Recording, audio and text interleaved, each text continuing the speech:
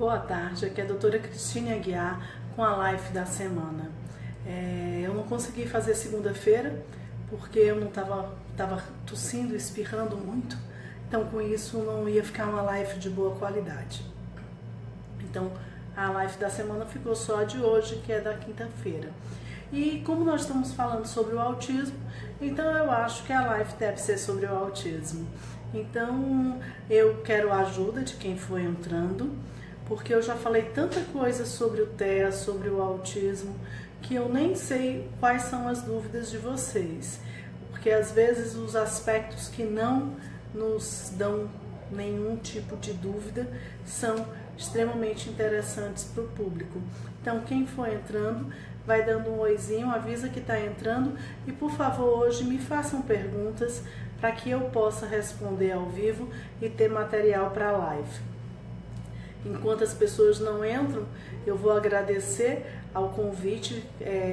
Durante todo o mês eu estou fazendo palestras em algumas empresas, algumas instituições sobre o autismo. Fico muito feliz que o tema autismo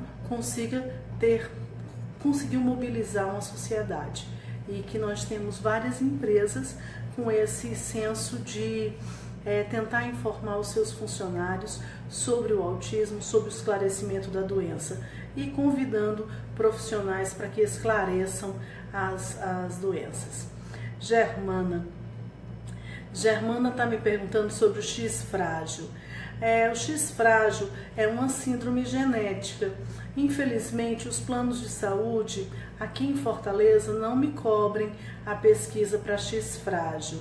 X frágil são crianças do sexo masculino que possuem uma deficiência cognitiva. Então, eles têm uma deficiência cognitiva de leve, moderada, podendo chegar até a grave.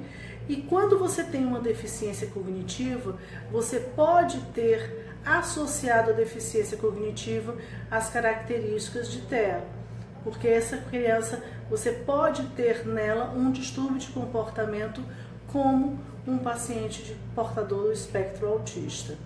Na deficiência cognitiva, esse ponto é até interessante de se colocar novamente. O autismo não necessariamente necessita de deficiências. Você pode ter uma inteligência normal ou acima do normal. Porém, eu posso ter crianças com deficiência cognitiva porque tem um X frágil, porque tem uma sequela de uma anóxia neonatal. Eles têm uma deficiência cognitiva e essa deficiência cognitiva te traz um comportamento, uma dificuldade de comunicação que te coloca dentro do TEA. Então, é bom esclarecer, porque quando a gente vai fazer o diagnóstico no consultório de TEA, às vezes as pessoas acham que a pessoa precisa ou tem, eu estou falando que ele tem deficiência cognitiva, não necessariamente tem deficiências cognitivas. Por exemplo, é estranho, mas assim, uma criança que tem uma deficiência visual ou uma deficiência auditiva, ela tem que ser trabalhada, tem que ser feito o diagnóstico precoce e ela tem que ser trabalhada porque a deficiência visual, principalmente a deficiência visual, ela pode se isolar. Eu tenho alguns pacientes com deficiência visual que são prematuros, então provavelmente tem retinopatia da prematuridade, com deficiência visual importante, porém devem ter também uma deficiência cognitiva, que são um espectro autista claro, quer dizer, com todos os movimentos repetitivos, sem realizar comunicação, eles têm todos os aspectos. Então, deficiências cognitivas podem cursar, e deficiências visuais, somente visuais, dificilmente cursam com aspectos autistas. A grande maioria das crianças com dificuldade visual, eles conseguem se comunicar muito bem e normalmente eles aguçam o outro sentido. Luzia, a criança autista demora mais para se desenvolver? Aí eu acho que é o que eu estava falando. Se você tem um autista clássico, essa criança não teve dificuldade para andar, não teve dificuldade para sentar, e a mãe só percebe a dificuldade no falar, quando a criança não realiza a aquisição da linguagem corretamente. Porém, eu posso ter crianças que têm um atraso do desenvolvimento por queixas diversas, por causas diversas, e essas crianças podem, além do atraso, não estão andando, não estão falando na época certa, e elas também possuem uma dificuldade de linguagem com aspectos autistas. Então, por isso, o quadro de TEA ele é mais amplo, ele deixa um espectro autista com uma qualidade de comunicação que varia da dificuldade muito leve à dificuldade muito grave, onde você pode ter criança com desenvolvimento normal, com dificuldade de desenvolvimento, quer dizer, dificuldade para andar ou para falar, e mesmo assim estão dentro do quadro de TEA. Boa tarde, Dileide. Boa tarde. Então, com isso, você precisa, para você estar dentro do TEA, você precisa ter uma dificuldade de comunicação social. Então, esse é o fator principal para você dizer que uma criança tem uma dificuldade e está dentro do TEA. Porém, essa dificuldade, se for grave, rapidamente a gente faz o diagnóstico. Uma criança com uma dificuldade leve, ela pode demorar o seu diagnóstico. Ela fala, então ela se comunica, só que a qualidade do discurso dela não é muito adequado para a idade. E isso começa a ser, vamos dizer, justificado. Ela é tímida. Então, por isso, às vezes eu tenho diagnósticos tardios de quadros de TEAs leves. Então, realmente, o diagnóstico de um quadro de dificuldade leve não é tão fácil assim, porque a criança se comunica. A Neide, Neide está falando que o filho dela é autista de grau moderado e não aceita mudança de rotina. A rotina As crianças com quadro de TEA, com autismo, elas gostam de rotina. Elas te dão uma segurança, eles sabem o que é que vai acontecer. Eu sei que eu vou daqui, eu vou para ali. Quer dizer, isso me dá uma segurança. Mudanças bruscas de rotina, todo dia eu saio da escola e vou para casa da minha avó. E agora você não está me levando para casa da minha avó, isso me deixa perdido, porque eu não me comunico muito bem com você. Então, você me explica, mas eu não estou entendendo por que eu não estou indo para o lugar certo. Para mim, existe o lugar certo para ir. E você não está, você está me tirando do lugar certo. Então, por isso, as crianças existem algumas técnicas onde a gente até orienta os pais que você, durante o dia, você coloque de uma forma visual, pode ser em forma de figuras, tipo escola, depois almoçar, depois fono, depois natação, médico, que ele vai saber o que é que vai acontecer no dia dele. Isso faz com que ele entenda o que vai acontecer e ele aceite a rotina e não te dê problemas para ir para nenhum desses compromissos que você possui. Tá entendendo? Essa é boa. Leilane. Meu filho é autista e hiperativo. Um é complemento do outro. A criança autista, ela é uma criança agitada, mas o nome não é hiperativo. Hiperativo não é sinônimo de criança agitada. Um hiperativo é agitado, mas nem todo agitado é hiperativo. Então, se ele é autista, ele é agitado, mas ele não é hiperativo. Porque o TDAH, que é o transtorno do déficit de atenção e hiperatividade, não cursa com autismo. Então, na criança TDAH, essa criança não tem autismo. Ela é agitada, mas ela não tem autismo. Então, os autistas costumam ser agitados, ter agitação associada ao quadro. Agitação, mas não hiperatividade. Porque o uso desse sinônimo é que está errado. Uma coisa não é igual à outra. Nem todo agitado é hiperativo. Todo hiperativo é agitado. Carliane. Obrigada. Simone. Boa tarde, Neide. Obrigada. A Neide está falando que o filho dela surtou porque houve uma mudança no horário de buscá-lo na escola. As crianças, elas não conseguem te entender. Então, assim, a gente pede que você não faça uma rotina que não possa ser cumprida. Eu peço que os pais não façam tipo assim, todo dia quando vão buscar na escola, dão uma pipoca. Compra a pipoca da porta da escola. Não faça isso, porque a criança considerada típica, no dia que estiver chovendo, você diz, olha, o pipoqueiro não veio, tá chovendo. Ou no dia que o pipoqueiro não estiver lá, ixi, o que foi que aconteceu? O pipoqueiro não veio, eu não posso comprar pipoca. E ele entende. Por que o pipoqueiro não veio? Não sei, mas ele não veio, eu não posso comprar pipoca. Mas a criança autista não vai entender, porque você não consegue se comunicar adequadamente. Então ela quer a pipoca. Todo dia eu saio da escola e como a pipoca. Por que não tem a pipoca? Ele dá um escândalo. Então, assim, esse tipo de rotina, você cria uma rotina que depois você vai se complicar. Então, o ideal é que você não crie esse tipo de rotina. Toda vida, quando vai buscar da escola, vai para um lugar, passa num lugar. Isso são rotinas não muito boas, que provavelmente vão te gerar problemas, porque ele vai ter dificuldade de entender a mudança da rotina. Porque ele tem dificuldade de comunicação. Você vai explicar por que ele não vai fazer aquilo, mas ele não está te entendendo, ele não te compreende. A criança, eu já falei em outros vídeos, que a criança autista ela tem dificuldade para falar, mas ela tem dificuldade para entender. É uma mão de via dupla, é comunicação. Eu nem falo corretamente o que eu penso, mas eu também não entendo corretamente o que você me fala. Então, nem tudo que você me fala eu te entendo, o que você quer me dizer. Então, existe uma dificuldade de comunicação, que é um pouco mais do que uma dificuldade ou um atraso de linguagem. Atraso de linguagem, a criança tem um atraso para falar, mas pode te entender completamente. Obrigada, Leilane. Bruna.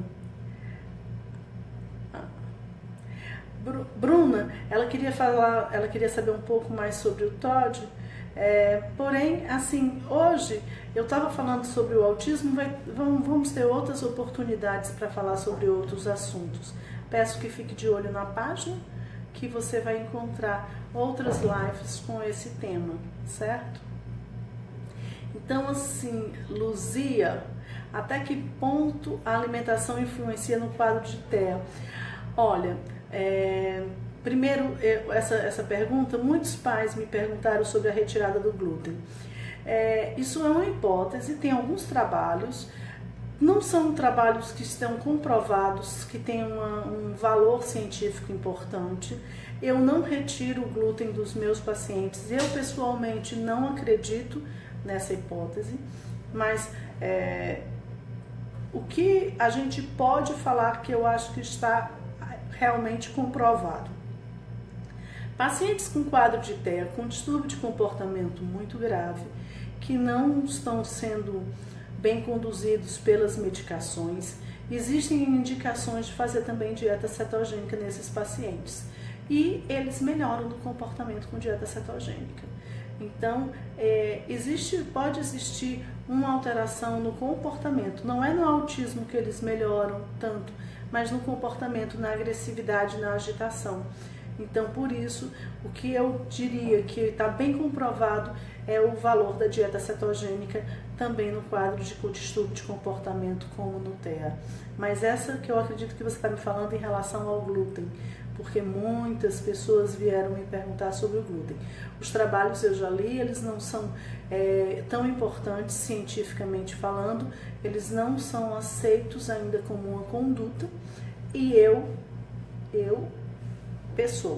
não acredito. Então aqui, quando os pais querem fazer a retirada do glúten, não que eu me oponha, mas eu não indico.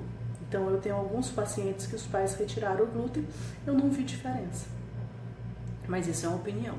Até que esses trabalhos tenham ou comprovação ou que sejam afastados, o efeito fica se leviando a gente taxar. Então eu não estou dizendo que eles são inválidos, esses trabalhos, apenas eles não têm ainda uma comprovação científica para a aceitação da classe médica.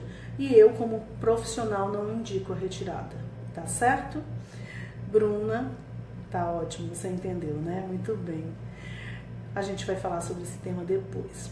Então, o ponto que também me falaram e que as pessoas também... é que a sociedade tá se mexendo, isso eu acho muito interessante. Eu vou fazer parte de algumas palestras e fiquei muito feliz porque são empresas, né? Empresas que não tem nada a ver, que não são de áreas de saúde, não. São empresas de ciências exatas, são empresas que têm um cunho comercial de um produto, mas eles estão investindo na conscientização dos seus profissionais, dos seus funcionários e mobilizando os seus funcionários por uma causa social. Então isso eu acho extremamente louvável e acho que esse trabalho aconteceu, isso aqui são frutos do trabalho das associações das mães, principalmente dos pais e mães de pacientes portadores de TEA, porque eles divulgaram, eles tiveram força e normalmente quando os pais se unem, eles conseguem uma conscientização maior da população. E eu acho que a gente viu vários eventos sobre o autismo e eu fico muito feliz que isso esteja acontecendo e particularmente eu contribuo sempre que posso fazendo essas palestras nesses locais que me convidam. Boa tarde, Andressa. Os autistas moderados podem ter a vida adulta dependentes? Quanto moderado, eu acho que a sua pergunta é se os autistas moderados podem ter uma vida adulta independentes. Olha, normalmente os autistas leves conseguem uma vida adulta independente. Os moderados fica restrito, pode ser que sim, pode ser que não, mas a grande maioria não consegue fazer uma independência para transporte público, para emprego, para coisas assim que precisem que eles fiquem realmente completamente independentes. Eles conseguem uma independência relativa, não muito interessante no sentido de principalmente mobilização, de trânsito, e porque são muitos quando você vai de um lugar para o outro, são muitos os estímulos e são muitos os problemas de percurso e a criança ela tem que aprender a lidar com situações de risco, pensar, mudar sua rotina, mudar seu caminho, e isso para essas crianças é muito difícil, muito complicado, né? Então por isso a grande maioria não consegue uma vida independente. Autistas moderados a gente consegue com autistas leves, mas os moderados vão ter uma independência relativa, às vezes para estudo, os pais normalmente têm algum apoio no transporte, alguém leva, alguém traz, não dirigem mais, eles conseguem ter uma independência relativa, certo? Gente, eu acho que as perguntas, vocês podem ficar mandando perguntas. Durante a semana eu vou responder essas perguntas. Toda semana eu sempre respondo, né? E eu acho que a gente falou, eu coloquei post sobre a seletividade alimentar, que é um fator importante no autismo, que a gente precisa ficar atento por causa das carências nutricionais e também um trabalho para tentar adicionar novos alimentos. Eu falei sobre as estereotipias, sobre os movimentos repetitivos do tipo estereotipias, que podem acontecer com os braços, como os flappings, mas também podem acontecer no andar de ponta de pés, que também é uma estereotipia, mostrando que aquilo nem sempre precisa ser tratado, na verdade não deve ser tratado se não estiver causando um prejuízo à saúde. Porque a estereotipia é uma forma do indivíduo de se expressar e de ele conhecer o próprio corpo. Então, na maioria das vezes, a gente orienta que se aquela estereotipia só está desagradando aos pais, porque está demonstrando ao público, à sociedade, o problema do seu filho, é melhor a gente tentar mudar o público, é melhor a gente mudar a sociedade, mas não mude o seu filho. Não é ele que tem que se adaptar à sociedade, a sociedade é que tem que aceitá-lo e respeitá-lo, porque nós não podemos mudá-lo para uma coisa pior. Tentar controlar a estereotipia, eu vou mudar para uma coisa pior. Eu vou fazer com que essa criança tenha distúrbios maiores, que podem ser piores para a saúde dele. Então, por isso que a gente tenta não colocar dessa forma um tratamento medicamentoso para todas as estereotipias, salvo quando alguma coisa é uma estereotipia que está machucando, que está podendo fazer um dano à saúde, a gente está tirando porque ele está se machucando, tá entendendo? Eu também coloquei um vídeo, que é um vídeo que foi um dos primeiros que eu fiz no canal no YouTube. No YouTube eu tenho um canal que se chama também Neuropediatria para você, que também tem vários vídeos sobre autismo para quem está interessado, mas sobre outras doenças.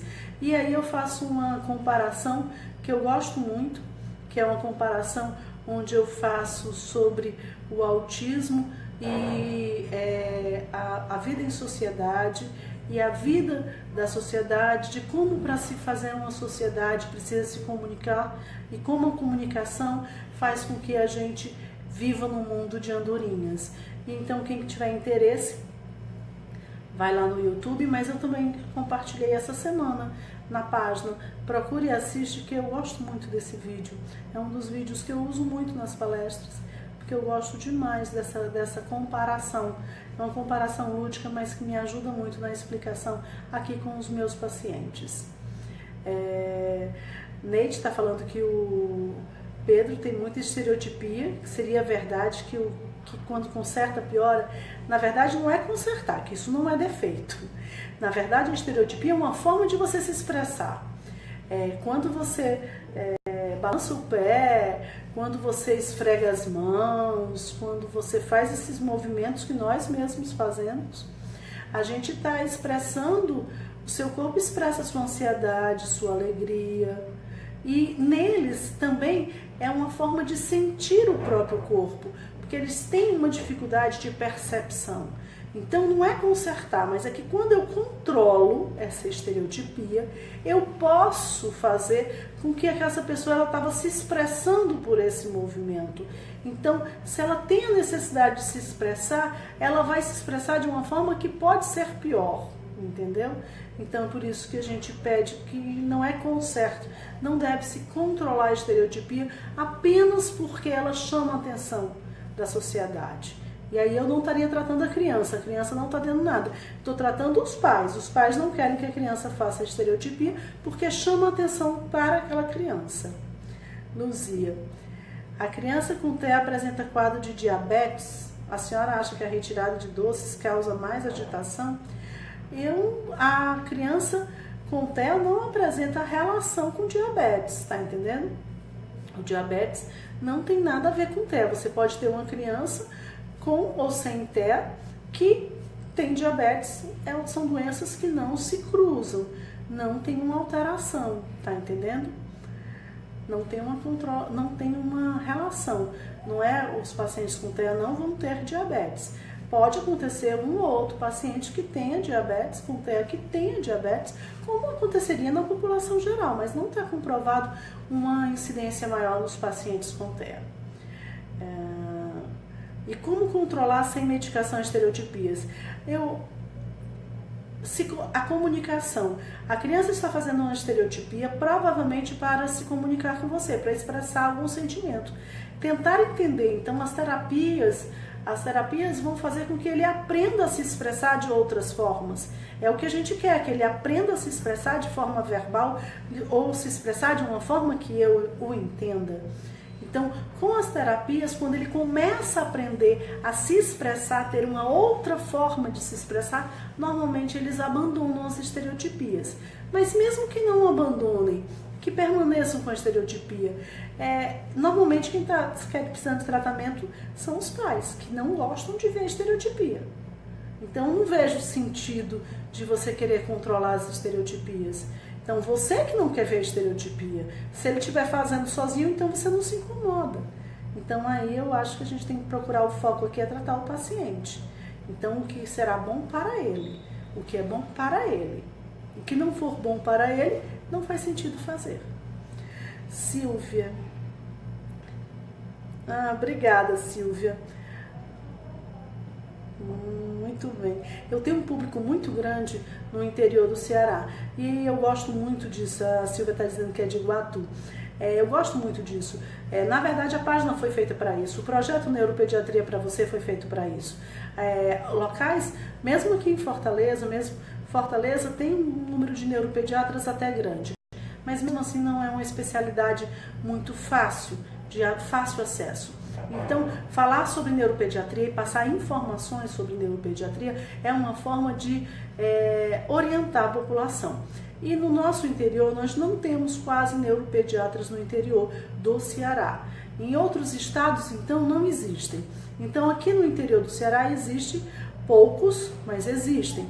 Então, assim, as pessoas do interior têm uma carência muito grande sobre a informação de neuropediatria. E foi pensando nisso que eu resolvi fazer esse projeto Neuropediatria para Você, que tem a intenção não de consultar ninguém. Eu não consulto ninguém por aqui. Eu passo informações sobre patologias ou sobre o desenvolvimento da criança. Quer dizer, eu passo informações, mas eu não estou aqui e nem tenho a intenção e nem poderia fazer consultas pela internet, que não é a intenção. Aqui é uma intenção de passar informação. E as pessoas do interior do estado, elas seguem muito. E eu fico muito feliz, porque foi feito justamente para quem tem dificuldade no acesso da informação, que as pessoas do interior do Ceará são realmente do público-alvo, porque são as que precisam. A Neide está dizendo assim: eu não ligo porque ele balança o braço, mas uma amiga critica ele. Mas o que os outros criticam, a gente não vai... Me criticam tanto, a gente não pode fazer nada, né? Andressa. Doutora, para que serve o exame de cariótipo? O exame de cariótipo é um exame mais simples já vai conseguir detectar algumas síndromes genéticas, porém, eu falei antes do X frágil, ele não é diagnosticado pelo cariótipo. O cariótipo é coberto pelos planos de saúde, mas aquela pesquisa que nós falamos no início da live sobre X frágil não é coberta. Ivanilde, né? Obrigada, Ivanilde. Muito obrigada. Luzia. Outra pessoa do interior. Obrigada. É o que nós estávamos falando. Essas informações, elas têm que ser passadas adiante. É essa a intenção da página. Então, eu acredito que eu passei as informações. Hoje eu não sabia do que falar, mas acabei falando sobre várias coisas porque vocês me ajudaram. Agradeço a todos que estão presentes. A gente consegue passar informações. Se vocês acham que essas informações foram válidas, se essas informações, outras pessoas precisam dessas informações, compartilhem a live. Compartilhe a live, porque compartilhando você vai conseguir que essa live vá para os seus amigos. E dentre os seus amigos pode existir pessoas que necessitem dessas informações. Então é por isso que a gente pede ajuda. Eu peço ajuda a vocês para que eu chegue num público maior, num público cada dia maior de pessoas que necessitam. Quem não necessita, não vai assistir, porque ela não necessita dessa informação. Tá certo? Um beijo, bom final de semana. Nós temos ainda um mês inteiro, as palestras vão acontecer durante um mês inteiro. Mas assim, eu vou falar mais sobre autismo essa semana, porque também um mês inteiro fica um pouco monótono, porque tem várias outras patologias e várias outras coisas de interesse de mães com crianças pequenas que precisam de orientação e que também faz parte da página. A página também se propõe a isso, a uma orientação para um desenvolvimento adequado de uma criança típica. Então, por isso, a página também tem esse interesse. Vou dar aqui um oi para as últimas que entraram. Elaine, de Recife. Recife tem ótimos neuros também, muito bons.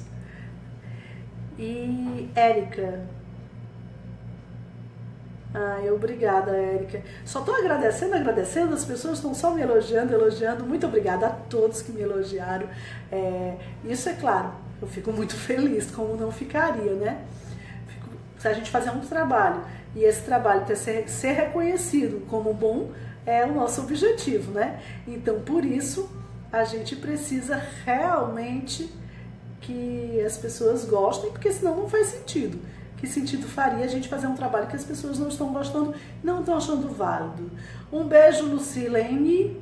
Um beijo a todos, bom final de semana. Deixem os seus comentários, que durante a semana eu ainda respondo as lives.